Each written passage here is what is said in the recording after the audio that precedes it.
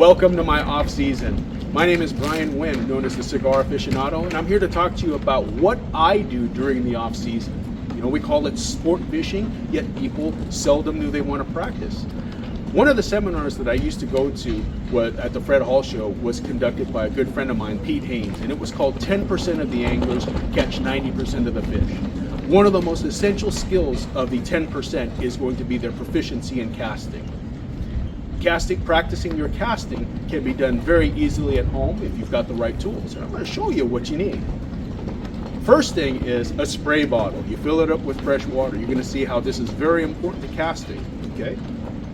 Next up, just your good old-fashioned bronze hooks. Anything that you have laying around the house. What I do is I take a pair of wire cutters and I cut the barbs and the points off of them so that I don't hook anybody or injure myself or catch on anything. Of course, you need your rod and reel, and today I'm using this is my 40-pound setup, my 40-pound fly line setup. And then get yourself a little swim bait, big hammer, whatever you have, something, you know, this is like about 4.5 inches. I can tell you right now, this thing is heavier than an anchovy, but it is lighter than a sardine. The application of everything at the rail. Okay, we're going to pretend that what's in front of me here is indeed the rail of my favorite sport boat. And you can see first and foremost the positioning of my feet. It's pointed sideways to the rail. It's pointing in the same direction that that rail is going. Okay, what this allows me to do is that when I make my cast, I'm able to see what's behind me. The old saying is you're not going to miss water. Very important here. You don't want to be hooking your fellow anglers or getting trapped up in your gunny sack or whatever the case may be. So being able to see what's behind me is very important. We want to take advantage of the pendulum, full advantage of the pendulum here. And what we do is oftentimes anglers, when they're just starting out, when they make their cast, one of the mistakes that I see is that they actually don't have enough line out when they're making their cast. And what will happen is that when you short yourself like this, instead of casting out to the water, you're going to be casting into the water. So what I like to teach in my clinics anyway, is I like to have anglers have a good amount of line out. And how much line out? Well, when you actually keep it straight up and down like this, you'll see that the line is pretty darn close or right at the foregrip of this rod. Okay, so now what we like to do, so we told you about that spray bottle and how important that is to our casting. Well, casting dry line is tough for anyone, captains, crewmen, very difficult. So since we're not out on the water, if you're doing this at home, you're going to have to have a spray bottle with fresh water in it. You'll probably have to spray your spools quite often. But that's what we're going to do right now. We get our line our spool nice and wet. And so now take a look at how much line I have coming below the rod tip here, coming off of the rod tip. We've got a good amount of line. It's right at the foregrip. And you can see what I'm doing here. I'm swinging this bait back and forth. By swinging the bait back and forth, casting is a timing thing if you want to be very proficient at it. Okay, when do we begin the casting motion? Well, we begin that when the bait is incoming, because now we're going to be able, when it comes in and we begin our casting motion, we'll take full advantage of that pendulum in order to make a very efficient cast. Okay, casting again is a very important skill set, guys. You know, one of the things that I will say in my clinics about casting, if you're able to get a couple extra feet, hey, sometimes a good cast will motivate a mediocre bait to actually swim out to where the fish are. Okay, so now we go and we practice the swinging of this bait, okay, back and forth, taking full advantage of the pendulum. Okay, and what you'll see with push-pull, I begin my casting motion when the bait is coming in.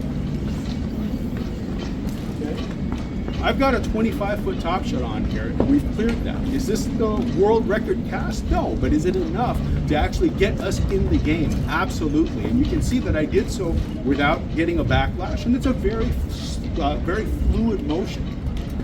I'm going to show you that again.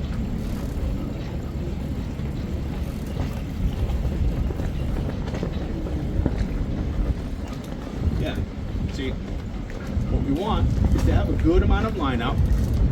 Take a look at my hands, the hand positioning here.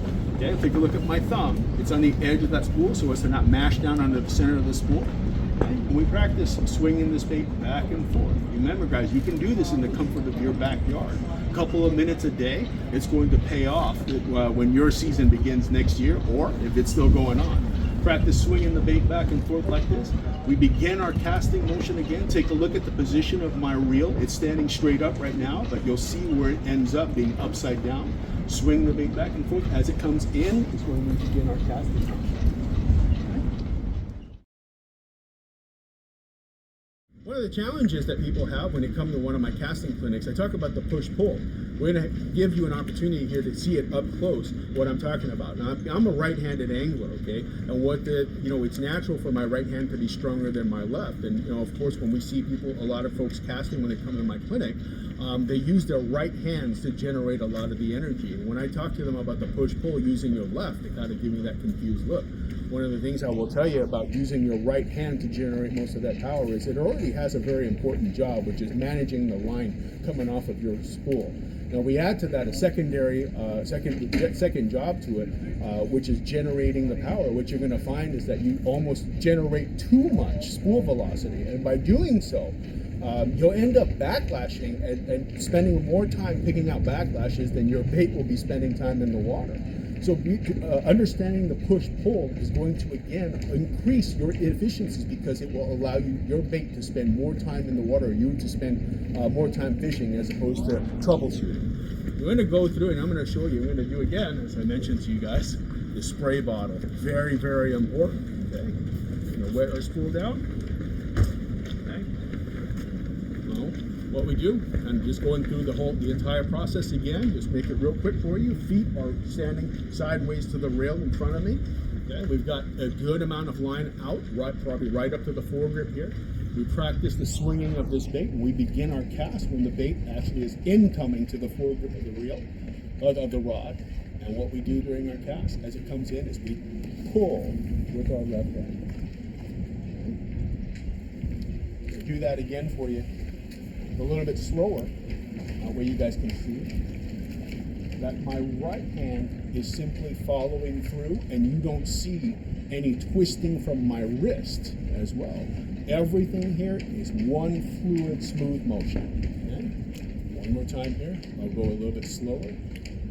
Swinging of that bait. You notice my thumb position again. Again, take a look at the body mechanics. Swinging through as it comes in.